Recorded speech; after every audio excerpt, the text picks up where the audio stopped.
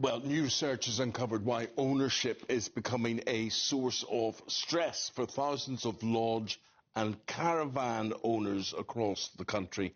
Hidden costs, steeply rising site fees and restrictive resale rules are leaving many people facing unexpected losses and feeling trapped by all of this. Yeah, well, as confidence in the system continues to erode, a new consumer-first resale platform is being launched to put profit ahead of people.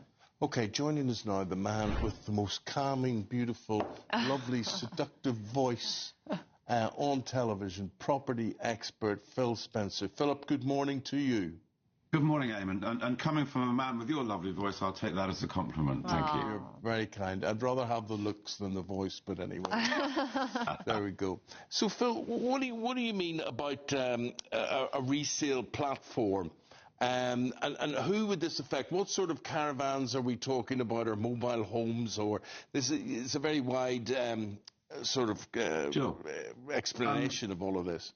Well, at the moment, it's an unregulated industry, and it's extremely difficult if you are an owner of a lodge or an on-site caravan to access a market. When it comes to the time to sell, it's extremely difficult, if not impossible, to get an open market. And so many of them are being forced to sell back to the operators of the parks, and usually at a massive discount. So not only are people facing unexpected costs during the time that they own it, when it comes to sell it, that becomes extraordinarily difficult for them. So what we're doing with this new platform launching today, LodgesandCaravans.ForSale, it is the first of its kind, and it will enable people to reach an open market, and it gives transparency where there isn't transparency at the moment. Yeah, it's a murky I see world. what you mean, that you often have to sell back to the park owners and things.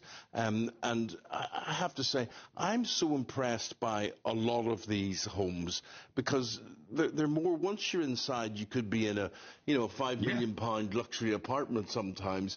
But I mean, they're much more fragile than that and whatever. But they are really, there's much more to them than meets the eye, these homes. Yeah, there's I think there's about 450,000 of them across the country. So this isn't a niche market, but because it's unregulated, there's a lot of people in difficult circumstances out there, and there's no real need for that. And it's difficult for people, isn't it? Because they're sold a dream, they're sold this holiday home, they're sold this place to go and relax, and then they're trapped. And it started with some nice glossy marketing, and they didn't actually fully understand, I suppose, what they were getting themselves in for. I think that's the real issue. That's kind of the heart of it, is that people aren't aware of what the costs are likely, what costs they're likely to face during the time that they own it. And then, of course, when it comes to selling it, that's a different story as well. So it's what we're trying to do is tidy that up. It's standing in your way, Phil. Why can you not just do this as a matter of course? Well, it's not been done before. That's why we're launching it. If you like to give a kind of simile, it's the Zoopla or the Rightmove platform for lodges and caravans. So it's somewhere where both buyers and sellers can go and get a full access to market. I think it's a whole area that people haven't really thought about exploiting before, because surely, Phil, the value for money, if you can get one of these, sell it at the right price, you're going to live at you're going to be able to have a property that is it's not costing you what other properties would be costing you. I mean, tell us about that whole value for money situation, and if these sort of homes are catching on. I think since COVID, they've absolutely caught on. A lot more people enjoying staycations, and as you very rightly say, I mean, they're seriously comfortable. They're very, very smart, some of them. Yeah. I've stayed in a few of them, and as you could be in a really smart flat. And people are able to use them as second homes, holiday homes, rent them out.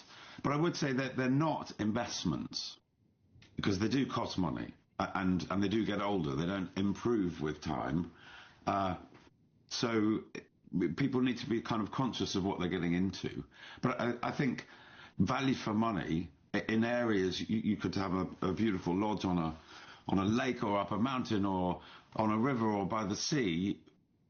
A second home, a proper house, in that location would cost you, I don't know, 10 times. So the ability to stay in a beautiful place at that kind of price level is very attractive.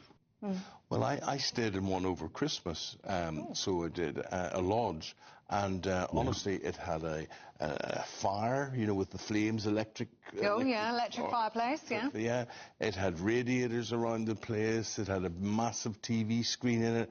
It was the business, Phil. I think when people get inside, they are genuinely surprised at how comfortable they are, and most of them are in such beautiful places. Yeah. But the challenge is understanding the costs of ownership and accepting the challenges at the moment of selling them. But that's what we're trying to put right today. Is there an average price, Phil, that you would have to be prepared to lose? A lot of people aren't expecting to lose anything, but would you go and you'd say you lose half your investment or a third of your investment or whatever? Well, at the moment, I think people are being forced to sell. When it comes to the time to sell, they are being forced to sell back to the operators at massively discounted prices. So that's the real pinch. And they're perhaps not understanding the site fees as well, because they can change. What I'm trying to put right is actually give the owners some protection and give the whole market some transparency, so they don't lose money, or at least they get access to kind of an open market value, because people can see it at the moment. Where do you advertise them? Where do you sell them? It's very difficult.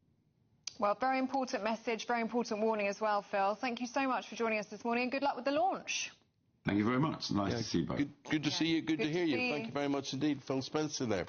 I think these things are just, I think they're underestimated by so many people, and they are catching on.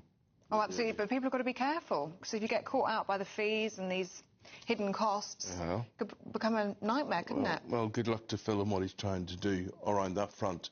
If you've got I don't know what you call them. Do you call them a mobile home or caravan or a lodge or a static home? Yeah. If you've got one, or you use one, or you've got anything to say about this, good idea, bad idea, let us know. Stubenews.com/you'll say. And your car, and if you're out and about travelling,